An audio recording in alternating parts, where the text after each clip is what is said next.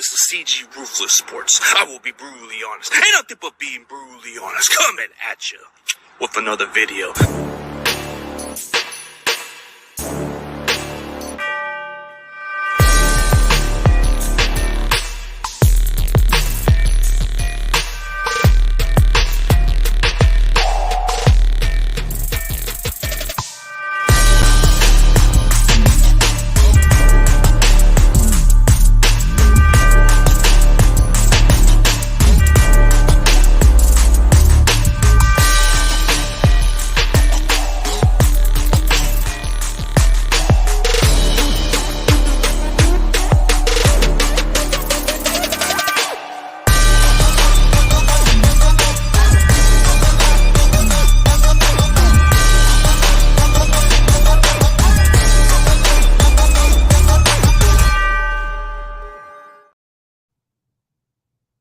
Ladies and gentlemen, I'd like to welcome my special guest, man. Let's give a warm welcome to 49ers content creator, Ryan G. Hensley, bro. What's up, bro? And what's up, man? Nice to see you, man. Thanks for having me on. No problem, man.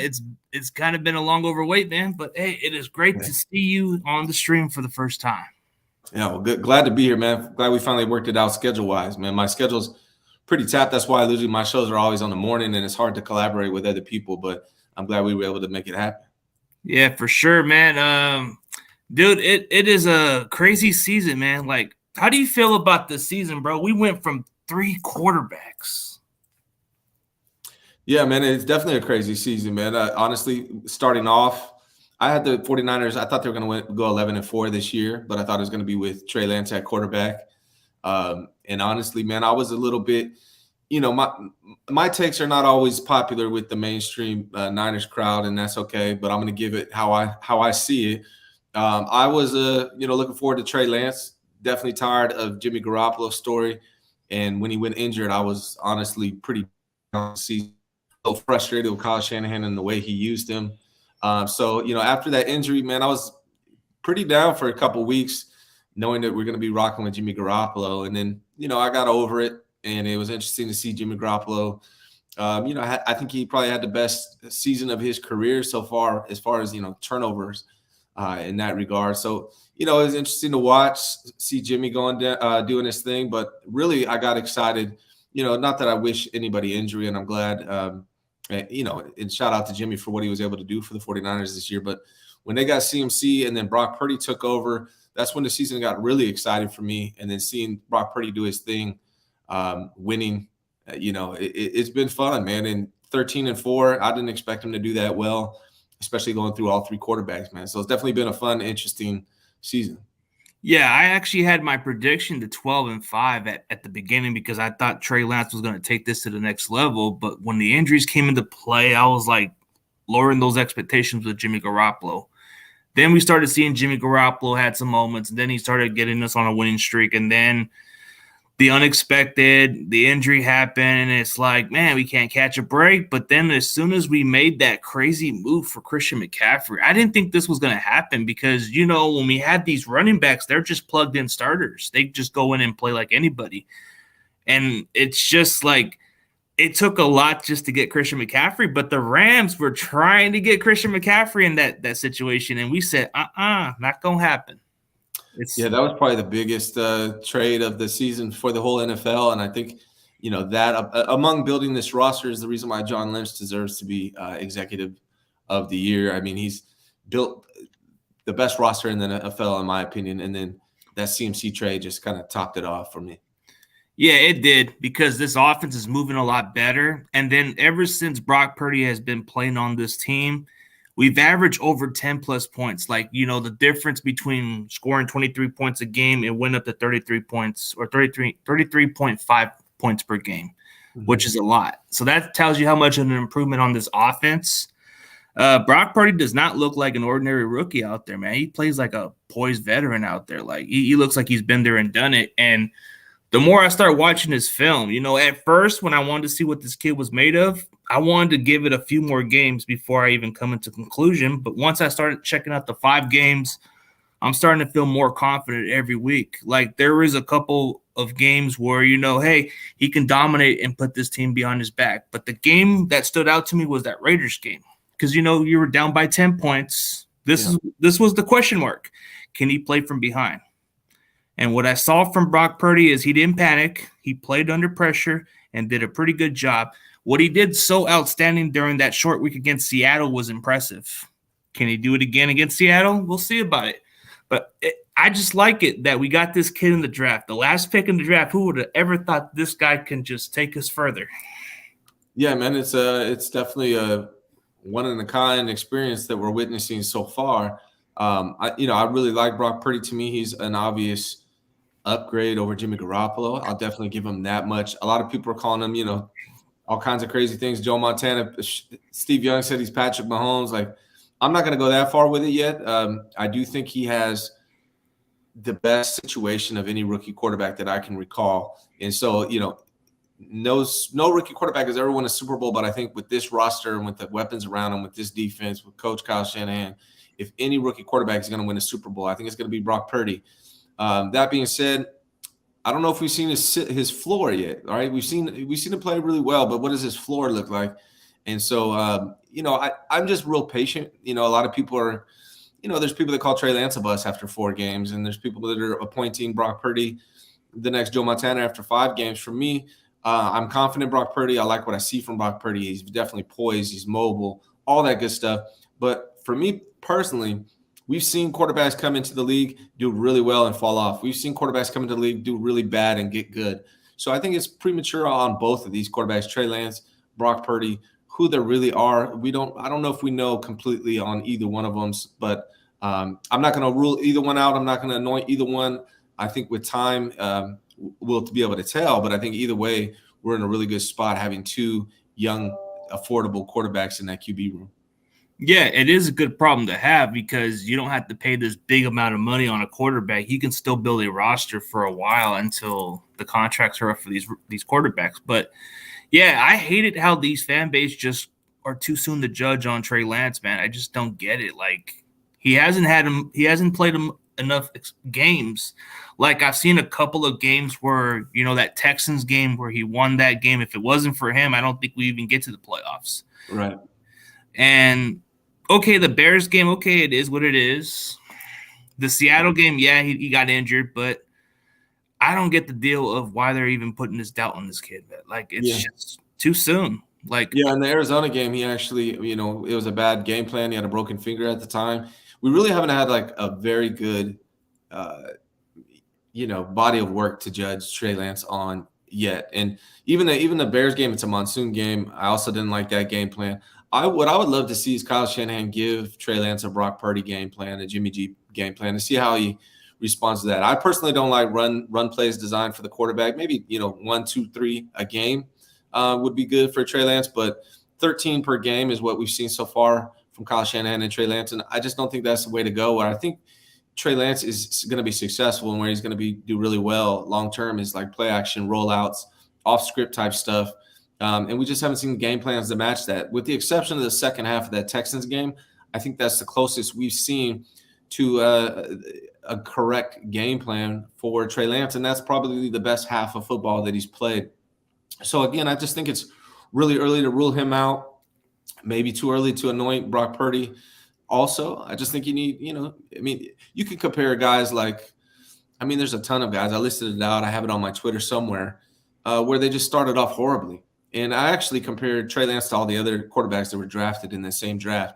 Trey Lance led all 5 of those quarterbacks. I think it was Trevor Lawrence, Justin Fields, Zach Wilson, Trey Lance, and Mac Jones. I looked at his first, I think it was like 100 snaps roughly. And I looked statistically, everybody's writing Trey Lance off. Not everybody, but a lot of people are writing Trey Lance off. And he actually led, I think, 3 of the 5 statistical categories, and Trevor Lawrence led the other 2. So, even though I don't think we've seen much from him in the body of work we have seen him, it was better than those other guys. And you see how guys like Trevor Lawrence and Justin Fields have developed. The guy just needs time. You saw it with Hurts. You saw it with Josh Allen.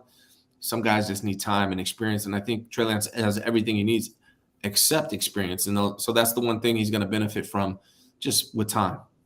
Yeah, I'm just hoping that Shanahan doesn't use him too much as a runner. Like, just make him be more of a passer, because I've seen what he's been doing with him, and I'm like saying, is this why you drafted this kid for to be a runner instead of a passer?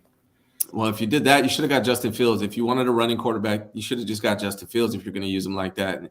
Otherwise it's a mistake. I just want to see him, like you said, use him as a passer. I think that's his strength. That's what he brings to the table that Brock Purdy and Jimmy Garoppolo can't do. I mean, obviously has that top end speed that those guys don't have, but his arm, his deep arm, not only does he have arm strength to throw passes deep, but he has arm strength to throw into tight windows short. And that's the difference with Trey Lance. So he has a very high ceiling, whether it's Brock Purdy or Trey Lance that emerges as the guy. Either way, we're in a good spot, but I want to see both of them have that opportunity. Yeah, without a doubt, we want to see a fair opportunity for either quarterback, but we're getting to see those sample size of Brock Purdy. The only difference that everybody is excited about Brock Purdy is the experience he had in college. Like, you can say he played 4 years in Iowa State. He's played around the biggest environments in the games. He's played the likes of the Oklahomas, the Texas A&Ms, and all the other schools. The competition doesn't seem like it flinches him whatsoever. On the other hand, I don't think it matters what college you go to as long as you can adapt at the next level. And I think we're seeing the trends of these North Dakota State quarterbacks that have some success. Carson Wentz, when he was healthy, he was outstanding. Mm-hmm. Trey Lance, if he just gets a fair opportunity, we might see something special there. I mean, I just think that we don't even know what kind of ceiling we're getting with Brock Purdy in the playoffs, because, this team is kind of making it hard to figure out his weakness, Yeah, I mean, and that's the thing. He's going to be facing better competition than he's faced most of the year. He's going to have the best defenses, the best offenses to compete against as far as like putting up numbers. But again, I think he's in the best position of any rookie quarterback that I can recall throughout history, honestly. I mean, maybe like Ben Roethlisberger, when he was a rookie, he had a pretty good team around him. But honestly, I think this one's better. He's in a good position. Kyle Shanahan is smart when it regards to dialing it up for him, making it simple for him. But honestly, he's doing a better job than Jimmy Garoppolo is at going through the progressions, being calm. There's some things that I question on whether it's going to limit him at some point, right? You see him, and I don't know if people are noticing because he's killing it and the scores are being run up high, but he does escape the pocket sometimes a little too quickly. I see that a little bit from him. Also, the interception he had against the Raiders, it seemed like an arm strength issue.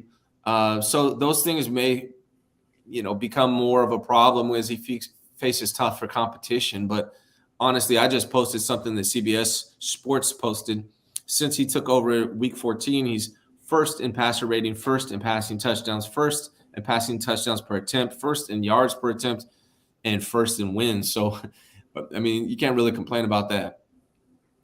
I mean, yeah, like since he's taken over, it's kind of been a lot different. Like this offense it went from 23 points a game to over 33 points. So it's like there's a significant difference. The defense, ever since we lost to Kansas City, we haven't lost. Our defense our defense had some moments, but it hasn't been as bad, what I mean? Like the Raiders game was kind of like a little slipping. Mm-hmm. Maybe it was just one of those games where you just have to shake off the hiccup a little bit. Maybe you get over that mistake down the stretch. That Cardinals game in the beginning, it kind of seemed concerning for a little bit, but then we shaked it off and made the adjustments, and maybe that's what we're going to get. Maybe Seattle's going to give us that kind of look. We'll see about it. Like, I think playing a team for a third time, that's not going to be an easy task to overcome, because, last year when we played the Rams, we thought this was going to be an automatic win because we've beaten them so many times, but we just didn't even capitalize. So I think playing a team a third time is difficult, right? Yeah, it definitely is. I mean, that's a real thing. I mean, I've seen, I was a basketball coach for 10 years. I just quit this last year. I'll probably go back to it at some point, but even I've faced that in basketball. I think in sports in general, you play a team enough times and, the advantages start to go away because teams figure each other out. They get used to the competition. They get used to the guy in front of them. And so, beating a team 3 times in one season is no easy task. Like you said, we saw it last time against the Rams. I do think, however, the 49ers are the superior team in pretty much every way. Now, Geno Smith, I don't think he gets enough credit for what he's been able to do this year. I think he leads the NFL quarterbacks in completion rating. He's also very accurate deep and down the sidelines. He's got 2 good receivers. So he definitely is a threat, and the Seahawks defense has actually played really well over the last 4 or 5 games. So I think they're improving a little bit, but again, 49ers to me are superior in pretty much every way. So I expect the 49ers to pull this one out and move forward in the playoffs. It's just a tough task. This is one of those playoff demons we got to get over with. I mean, Seattle's had our number for years and years, and overall record against us, it just doesn't fare well for us. We got to get over the hump on these guys. So just beating them twice isn't good enough. A third time would do the charm I would hope for. Yeah, man, it definitely would. And, it would be really crazy. And, man, can you imagine if the 49ers lost to Seattle on Saturday? That would be devastating to this fan base, to the 49ers, with the expectations that we have as the 2 seed, and then losing to Seattle. That would be crazy. I don't think it's going to happen. I think the 49ers are going to be fine. But, yeah, if we could pull off 3 wins against them, that's a big statement by the 49ers and Kyle Shanahan. And like you said, Kyle Shanahan still has a lot of work to do to catch up with Pete Carroll on their record competing with each other. Yeah. The last team that actually beat their division opponent 3 times was the 2008 Steelers. I didn't know that. They beat the Baltimore Ravens not twice, but 3 times. And in the, I believe it was divisional round or conference championship, they played Baltimore and they beat them to get to the Super Bowl, and they beat the Cardinals that year. Yeah, man, that I did not know that. That's good information. I mean, the Seahawks are lucky to be in the playoffs. They barely squeezed out a win against the Rams. It took last second play in order to do that. So, I really expect the 49ers to pull this one off. I would be really surprised if they didn't. And if they don't, man, heads are going to roll because the expectations are very high for the 49ers team. Yeah, it is, because like you said, Seattle wasn't supposed to be here, and the way the expectation was, they were supposed to rebuild and start from scratch, and they're playing a lot better than expected. Geno Smith, despite what everybody thinks, man, he's setting records for the Seahawks. I mean, it's not even Russell Wilson can have this amount of passing yards and touchdowns. Yeah. And the Niners swept this guy? Mm-hmm. Are you serious? Like, why can we do that with Russell Wilson? It's tough. Yeah, I mean, they can't stop the run is another thing, too. The 49ers run game has gotten stronger since, I think this – correct me if I'm wrong, but I'm pretty sure that this is the first time we've had CMC, Elijah Mitchell, and now Jordan Mason is actually getting reps, too. I don't think we haven't had all 3 of those guys at any time playing against them, and I believe they're giving up like 150, 170 yards per game in the rush game. So I think the 49ers are going to come out and run all over the Seahawks. It might rain, which, again, that favors the 49ers run game. So I think the 49ers come out and do their thing. I don't expect a ton of yards from Brock Purdy. If he can just be efficient, not turn the ball over, and we can just run the ball on these guys, I think we're going to be fine. Now, I think another key is our defensive backs stopping these receivers. They did a decent job last time, but they're going to need to do it again. And again, I think that's the strength. Geno Smith and these 2 wide receivers on the outside the numbers deep. That's the strength for the Seahawks team, and we got to make sure we stop that this coming weekend. Yeah, for sure. Like the way we're playing up, man, it's just like the difference game. I mean, we have everything to play for at this point, and Seattle just has not much pressure. This is just house money for them because they have a lot of draft capitals coming into next year, so they can build on for next year, or they can try to ruin our season. So this is like something we don't want to deal with, but it's a good problem to deal with because you want to get over the playoff demons. So playing Seattle on a Saturday could be great. We can see what Brock Purdy's made of in the playoffs, and we can see how this team goes from here. I mean, we have no excuses. We have all the talent. We've overcame a lot of injuries.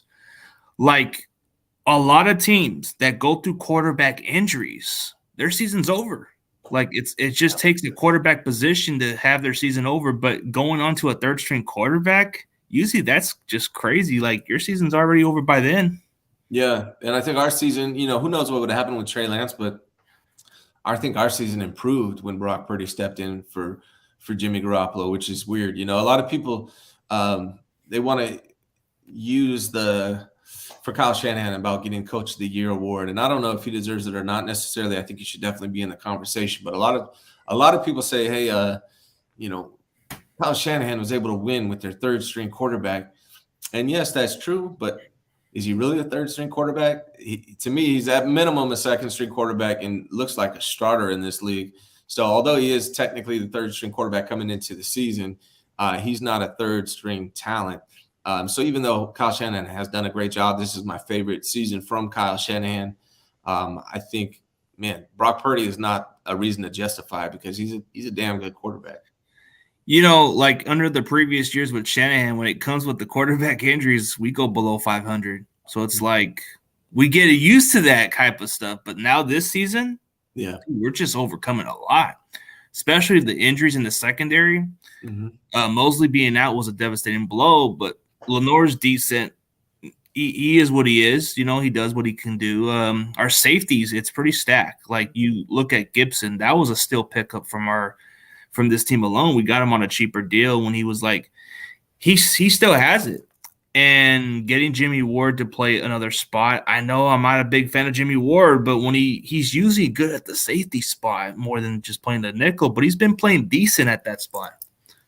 Yeah, you know, I was just talking about it this morning on my show. I do a show every morning at 8 a.m., 8 a.m. to 9, and we have guests on. But we were talking about free agency this morning. The 49ers have 24 free agents, and 3 of them are defensive backs. You have Gibson. Actually, there's 4 of them. Gibson, Ward, E-Man, and Jason Verrett. I think Jason Verrett is done probably, I would imagine. He's just always injured. I don't think the 49ers bring him back. But then you got E-Man, Ward, and Gibson. Out of Ward and Gibson, I think they're both similar age, similar. You know, they both play safety, even though Ward's playing nickel right now. I think they're both going to demand about the same on this offseason. So I don't see the 49ers keeping more than one of them. It's going to be either Gibson or Ward or maybe neither. I think the priority needs to be E-Man. I think if E-Man was not injured this year, he probably would have played himself out of affordability for the 49ers. So unfortunately for him, he was injured, but fortunately for the 49ers, I think that makes it a possibility that they're able to sign E-Man. So I think it's a small chance that we might actually get Emmanuel Mosley back. Now the question to me is, do they go with Ward or do they go with Gibson or do they just go young and move on to somebody else? That part I'm not sure. I think when you look at the guy with the most experience on the team, it's always been keeping Jimmy Ward, but Gibson, he's kind of played at the highest level. He's a little older than Jimmy Ward, like by a year apart. So I think keeping a guy like but I think Jimmy Ward's already cashing his way out, so I think that's going to be hard to do. But Gibson, I think he's just looking for at least another. He's looking for a final contract, maybe nothing big, but if you can keep him for a short term and get yourself another safety, maybe in the draft and develop him, then maybe I would want to go with Gibson because he's a ball hawker. Jimmy Ward, I like him too at times, but he's probably going to want more money. Yeah, I love Jimmy Ward, man. He's the oldest 49er on the team as far as not age-wise, but the longest time being with the 49ers, Jimmy Ward. So, you know, there's value in that. I'd hate to lose him. He's definitely a guy you can plug in. Look, I mean, they plugged him in at nickel, and in the beginning he was rough, but now he's doing a good job. I think he's a very good safety also. So I would love to see Jimmy Ward come back, but I think, like you said, I think they both are already understanding that it's going to happen. I think Jimmy Ward's going to get a bigger contract than the 49ers can probably afford. Although Gibson, you know, he's on the top defense in the NFL and he's leading the team in interceptions. He might demand a lot also, but like you said, they're both old. I don't see them getting long-term contracts anywhere, maybe a year, 2 years, 3 years tops. So it'll be interesting to see how it comes back, you know, and that's one move I was questioning DeMeco Ryans' decision to put Ward at nickel and leave Gibson out there. But I also understood that Gibson was having a good season, so it was hard to pull him off the field. But that ended up being a really smart decision. Yeah, for sure. It is because, you know, Gibson was coming into the free agent market when he was playing for the Bears. His performance was down, you know, because the previous years before he went to the Bears, he had a decent season, I think, in Jacksonville. I think in Houston he did okay. But I think that's the best part was we were able to get the most out of him. But here's a good question I like from Brian Cope. Let's say hypothetically, which I think maybe it's possible. Let's say, okay, if Brock can help the 49ers win the Super Bowl, another team offers a first-round pick, do you trade Brock? You know, this is probably one of the interesting questions. You know, I think this could be something that we might even have a discussion at this point of the offseason maybe. I wouldn't trade Trey Lance or Brock Purdy personally. To me, what are you going to do with the first round pick? You want, I mean, whatever. I mean, you can do a lot with the first round pick, but what every team is looking to do is get a franchise quarterback. Right now, Brock Purdy is playing at that level, and he's only costing you $900,000 a year. To me, I'm not trading a first round pick for either one of these guys. You gave up 3 first round picks for Trey Lance, and then Brock Purdy is a steal. And what we've seen this season in the NFL, we've had a record amount of quarterbacks starting. We've had 68 quarterbacks start in the NFL this season. So what that tells you is you need at least 2 good quarterbacks on your team. So I wouldn't trade Brock Purdy. I wouldn't trade Trey Lance. I'm keeping them both because having 2 talented young quarterbacks for under $10 million total is huge. That I'm keeping both these guys. Yeah, I would think because the quarterback position is more valuable and you don't want to have to go through these injuries and then have a lost cost season, because when you have a quarterback, having 2 quarterbacks is valuable for that situation because any injury can happen at quarterback. Your starter can be out for the season, and who you're going to go to? You have to go to your backup. And if that backup doesn't perform exactly the same as your starter is, or at least he can play decent enough to win you games, then so be it. Like, for example, the Dallas Cowboys, when Dak Prescott's out, they had Cooper Rush. He did pretty solid. Yeah. But when you look at other teams, they don't have that luxury for a third string quarterback, but they do have the 2 good quarterbacks that can go in and keep this team competitive. But you look at the Eagles, Gardner Minshew, not the same as Jalen Hurts. Mm-hmm. Yeah, I mean, having 2 quarterbacks, Trey Lance is going to cost you about $9 million next year. Brock Purdy's about $900,000. So that's like $10 million for 2 young, talented quarterbacks. That's the ideal situation. So walking away from that would be crazy to me, right? You never know. Honestly, Brock Purdy or Trey Lance, either one of them, in my opinion, can emerge the franchise quarterback for this team. So I think you let it play out another year to see what you got from either one of them. And who knows who ends up starting. I think there's an argument that could be made that it's better for Trey Lance if Brock Purdy starts and Trey Lance has to come in off the bench or something at some point.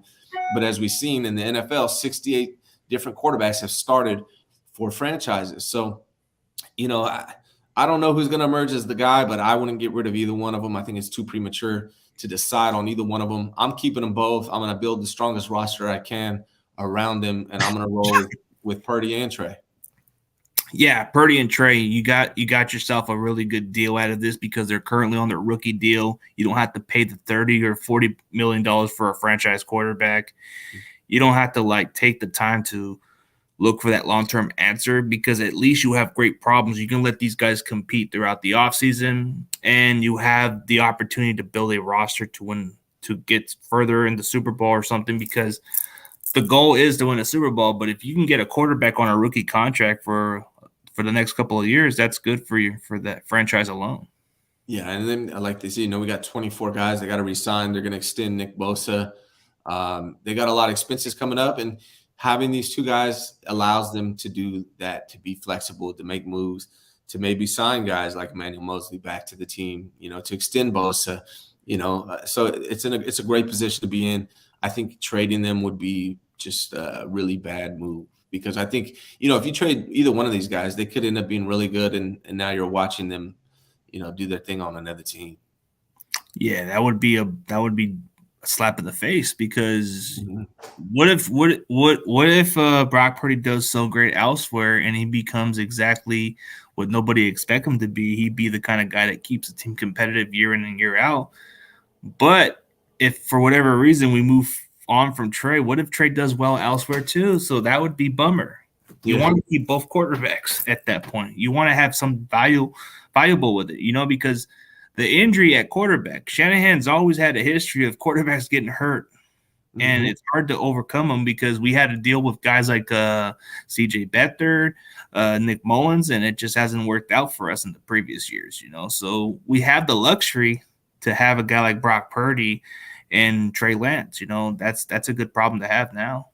Yeah, and I think it puts the 49ers in a good position for several years to come. For at least the next 3 or 4 years, they're in a strong position where they can make moves on the rest of the roster and have 2 good quarterbacks. So if I'm the 49ers, I'm not trading either one of those guys.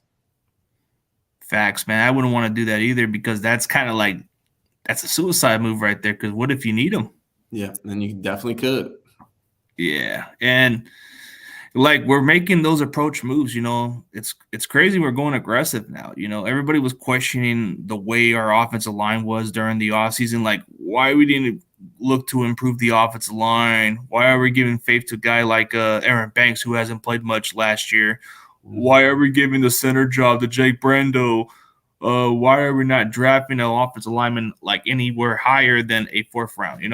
Yeah, I was one of those guys. Oh, Yeah, you were, yeah. yeah. Honestly, that was my biggest concern coming into the season was this 49ers offensive line, and I think they've done they've surpassed my expectations. They made me look like I don't know what I'm doing here, but good thing they do. I think overall the offensive line has played pretty damn good. McGlinchey's had his issues. I think Burford has had some issues, but that left side is sewed up with Trent Williams, Aaron Banks. Brendel's done a good job at center. And I think they do have some youth there. Like Zakel, I think has a potential to play center. I really like what I saw from Jason Poe as center. Burford's going to continue to get better. Banks is going to get better. We'll see what they do with the right tackle. But overall, I think the 49ers, from top to bottom, they're in a very strong position. Oh, yeah, without a doubt. Like, good thing I did my little due diligence with Spencer Burford because I had him on the show like almost last year. And I wanted to see what this kid was all about. And from when I got the chance to get to know him, I really like what I've seen so far. So I'm like, if the Niners get this kid, I'm telling you, this guy's going to be a starter at guard because he played the guard position his first 2 years in college before they even moved him to tackle. And the more I watched his film, the more I was so impressed. But the shocking part was I tried to see if he would be interested to go on my show. It's like long shot to get any of these prospects. So I tagged him on Twitter. And then an hour later, he instantly just follows me and just inboxes me with the yo or whatever. And then he just comes up with the schedule and then we just hit it off from there. That's cool, man. Very, very good of him to do the same thing. When I used to cover the 49ers for Bleacher Report from like 2009 to 2012. And I predicted Kaepernick was going to get drafted to the 49ers. And I was following Kaepernick when he had like 200 followers, and I was one of those guys. And as soon as he got drafted, I hit him up the same way you did Burford, and I ended up getting an interview with Colin Kaepernick back then. And it's cool, man. Yeah, it's good. It's good experience. I look back on it and love to get him back on, but I doubt he would at this point. But yeah, it was good. Dude, you had Kaepernick before he was big, dude. That's kudos, bro. Like, damn, dude. Like, I remember just wanting this kid from Nevada, and I just say, hey, we can get this kid in the second round, then we're good. But yeah, hey, sometimes our predictions can be a little off at times. But some people during the offseason were thinking, oh, Shanahan wouldn't play Burford. They wouldn't play him automatically. I'm like, dude, they make exceptionals. If you do well in training camp, you never know. Yeah, man, I was a little surprised. I mean, I think that speaks highly of Burford and his potential. I mean, because look how good Banks is doing this year, and he didn't even see the field last year. Burford's already on the field as a rookie. So, that must mean, really good things about Burford. I expect him to progress even better next year. Oh, yeah, Burford will get better. There's a lot of room for him to grow. So it's like I'm just impressed that they're giving him a chance. Aaron Banks is just doing a lot better than expected. I just wasn't sure about him. So during the offseason, that was my only question mark was, can Aaron Banks prove himself? Because I seen why he didn't get much playing as a rookie, but then I understood why he didn't get a starting spot. Because Brunskill was doing pretty well at the time, and it was hard for him to compete for that spot. But then you had Laken Tomlinson, who was already playing at a Pro Bowl level. So I think that was beneficial for him to learn. And then now he's already taken the steps in making this offensive line as good as it gets. Yeah, I mean, I think if I have, there's the two concerns I have for this line. It looks like we have some young depth, center and guard, with Banks and Burford and Poe or Zakill or some guys like that. The thing about it is McGlinchey, I don't know. A lot of people are real down on McGlinchey. I don't think he's as bad as some people think, but he's not great, especially in penalties. He leads the 49ers in penalties. He's got to do a better job. I really think he's going to be returning. He's going to give a hometown discount to the 49ers. I think they'll resign him. I think he'll be back, even though a lot of fans don't want him back. But there's the other thing that you got to think about is Trent Williams, man. He's he's getting older, and I don't know how many years he plans on playing. Hopefully he'll play till he's 40, but at some point 49ers got to think about the tackle spots, so an upgrade over McGlinchey and then a replacement for Trent Williams. And both of those guys are going to be tough to replace. Tackles don't grow on trees. So that's something I hope the 49ers are planning and have a plan for as far as preparing for the future. Yeah, that's going to be tough to replace because Trent Williams is still playing at the highest level. And like you said, he isn't getting any younger. Like he's about 34 or 35. And usually around that time, they start to slow down in age. But it doesn't seem like he is at this point. But we got to think ahead of the future, which I think that's going to probably be the priority. But I never understood the 49ers approach when it comes to the secondary. Like, why we don't draft cornerbacks higher than the third round? Like, at least try to get a caliber cornerback who can get the ball. We always get these low-tier guys. We always get the ones that don't make the most as ball hawkers. I like the guys who can make those big interceptions at times and make the game-changing plays. We get some guys who do pretty well as shutdown corners. Yeah. Yeah, I think, the 49ers, I would like to see them prioritize the corner position a lot more. I mean, they were lucky. I mean, think about it, though. If Emmanuel Mosley and Jason Verrett don't get hurt, you got the best corners in the NFL with Jason Verrett, Emmanuel Mosley, Charvarius Ward. That would have been amazing. Unfortunately, they did get hurt. But to me, the corner position is one of the most important positions on the field. Outside of D-line, O-line, quarterback, it's corner, right? That, to me, that's one of the most important positions on a team. So, who knows what they're going to end up doing.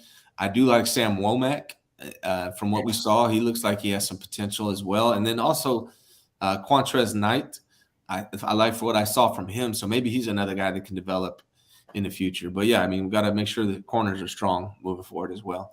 Yeah, we got to get some consistency out of that position. I mean, I get that they like to go late in those picks, but I would prefer to get maybe a cornerback in the first or second round at some point. Yeah, well, it won't be this year. No first-round picks. Now, we ain't going to get it this year, but a third round. I guess a third round would probably be our best chance. Yeah, but I'm looking forward to not this coming draft, but the one after that when we finally have first-round draft picks again. Yeah, it's too bad we ain't going to get Joey Porter's son in the draft. I heard a lot of good things about that dude, Joey Porter Jr. Mm-hmm. Yep. Yeah, but I'm already checking out this one kid from Oregon State. I'm already doing some due diligence. I might be able to get him on the show during the offseason. Yeah, I don't know how you say Rajon Wright or something. His brother plays for the Cowboys. Oh, interesting. Yeah, I'll be honest, man, I'm not a big college football guy. I got so much going on, and 49ers take so much of my time, and I also follow the Warriors, and then I got 4 kids and multiple businesses. So if I started watching college football, I think my wife would kill me. So I'm not a big college football guy yet. I really just study right before the draft and kind of check out prospects that way. It's understandable. You got to prioritize whatever goes on with your situation, man. Like, we always got to try to balance everything, It's right. all. Hey, but for you, man, you got a good thing going on, man. You work with Grant every other week, man, and it just keeps going. But you do your own business, right? Besides doing your content, what else do you do besides that? Because I've seen you do like other stuff. Yeah, so every Monday I'm on with Grant at 11 a.m. And then I do my shows pretty much every day, Monday through Friday, 8 a.m. to 9 a.m., at least during the season. I'll probably cover some Warriors stuff in the off season. But then during the daytime, the reason why I tend to only do morning shows and why it's hard to collaborate is because I'm a real estate broker. I'm a mortgage lender. I have a solar business. So I do all those things, which, keeps me really busy. And so, I'm just constantly doing different things.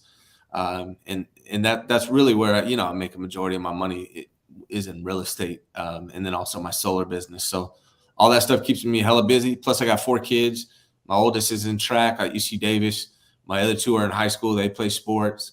So that's why I had to quit coaching basketball, because I was just doing the most. And then, of course, I had to substitute it with making content, because that's one of my problems. I always want to do a million different things. But, yeah, man, I love it. I enjoy it. It allows me to provide for my family. I'm sitting in my office in my backyard. I work for myself. I don't have to go anywhere. And it's great, man. It took me a long time. Yeah, it's a good feeling, man. And plus, you're no stranger to this type of work anyways, like you said. I mean, it's good to get somebody of your caliber to come back into this type of platform and do what you do best, man. But just keep up the good work, man. I've always checked out your shows every now and then. But hey, Appreciate it. you got a good thing going on, man. Just keep that momentum going. You'll be fine. But for everybody else, man, that hasn't checked out Ryan G. Hensley's channel, bro, you got to check him out. There's more than just the content that he does. He does interviews with any other people. It can be like life besides football. Yeah. And then, I mean, it's interesting, dude. Like, I like your perspective. I like how you just mix it up a little bit, which is good for other content creators to do. Thanks, man. Yeah, I interviewed Bonnet Hill recently. A couple other guys. I like to learn about people's life stories and what they've been through, how they were able to, overcome adversity. Because I think for me, I like learning from people, and I think if you learn about people, you'll learn what they've been through, how they've overcome it, and you can apply it to your life. And that's honestly, as much as I love talking 49ers and Warriors, I enjoy that more than either one. I like interviewing people and learning about them. Yeah, especially when I had Anthony Dixon on, man. That guy was down to earth. Like, you had him on your interview too, but I had him on what perspectively the guy was going through as a homeless guy at one point. This guy overcame a lot. Mm-hmm. And where he's at today, bro, that speaks volumes. Like, yeah. I love learning that stuff about people. Yeah, it kind of touches my heart a little bit how some of them had to go through that. And you get to admire that and you respect it. That's a good thing. Yeah, absolutely, man. Yep, 100%. Thanks for having me on, man. I really appreciate it. Yeah, bro. Anytime. For anybody else, man, tell them where they can find you on your social media platform, and we can end this on a high note, bro. Cool, man. Yeah, I'm everywhere. Same thing. You see it below me right here at Ryan G. Hensley. That's my YouTube, Twitter, everything. My Instagram is private. I keep that usually family stuff. I have a TikTok. I never go on there. I think I'm probably too old to do it, but I plan on it in the future. You can find me on Facebook, but really just YouTube and Twitter at Ryan G. Hensley. You can find me there. I appreciate it. Yeah, no problem, bro. And anytime, maybe down the road, we could definitely get you on, or I go on your show one day, man. We'll figure out. Man. That'd be great. All right, bro. Have a good one. And as always, go Niners, everybody.